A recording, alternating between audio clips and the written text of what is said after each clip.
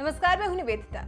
France में इन दिनों गंभीर मंथन चल रहा है और एक 18 साल के लड़के का एक 47 साल के शिक्षक की सिर काटकर हत्या कर देने के बाद तो फ्रांस में मानिए इस्लाम के खिलाफ गुस्सा और बढ़ता जा रहा है।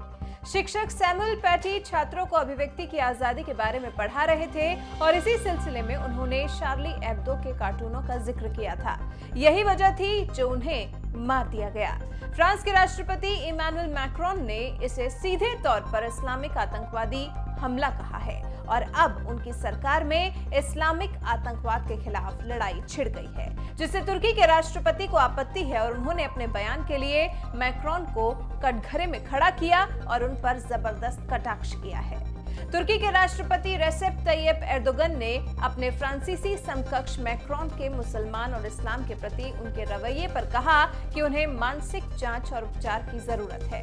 शनिवार को मध्य तुर्की के शहर कासेरी में एके पार्टी के प्रांतीय सम्मेलन में तुर्की के राष्ट्रपति एर्दोगन ने कहा कि एक देश के उस प्रमुख के बारे में कोई क्या कह सकता है जो दूसरे आस्था वाले समूह के लाखों सदस्यों के साथ ऐसा व्यवहार कर सकता है। सबसे पहले तो उन्हें अपने दिमाग की जांच करानी चाहिए। फिर एर्दोगन ने सवाल किया, मैक्रोन नाम के व्यक्ति को इस्लाम और मुस्लिमों से क्या समस्या है?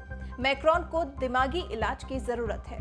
एर्दोगन ने कहा कि किसी राष्ट्र प्रमुख को क्या कहा जा सकता है जो धर्म की स्वतंत्रता को नहीं समझता है और जो अपने देश में रहने वाले लाखों लोगों के लिए इस तरह से व्यवहार करता है जो एक अलग धर्म को मानने वाले हैं।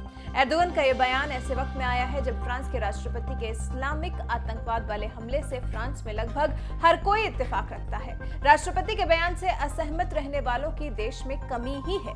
दरअसल फ्रांस में मुसलमानों के खिलाफ कटुता साल 2015 में शुरू हुई, जब से व्यंग्य पत्रिका शार्ली एब्दो ने पैगंबर मोहम्मद के कार्टून को प्रकाशित किया था।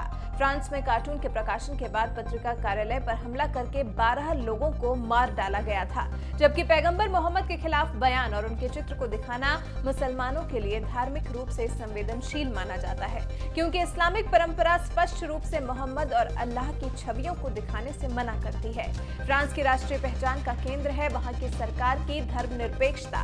फ्रांस में सरकार की धर्मनिरपेक्षता उतनी ही अहम है जितनी कि स्वतंत्रता, समानता, बंधुत्व की अवधारणाएं जो फ्रांसीसी क्रांति के बाद से देश, समाज और उसके संविधान का आधार रही हैं। लेकिन फ्रांस के जो मौजूदा हालात हैं, राष्ट्रपति मैक्रोन ने अपने एक भाषण में इस्लामिक कट्टरपंथ के खिलाफ युद्ध के तौर पर एक कानून का प्रस्ताव रखा है और अगर वो कानून पास हो गया तो विदेश के इमाम फ्रांस की मस्जिदों में इमामत नहीं कर सकेंगे और छोटे बच्चों को घरों में इस्लामी शिक्षा नहीं दी जा सकेगी। राष्ट्रपति मैक्रोन के मुताबिक उनके कानून का मकसद ये है कि फ्रांस में एक ऐसे इस्लाम को बढ़ाया जाए जो आत्मज्ञान के अनुकूल हो।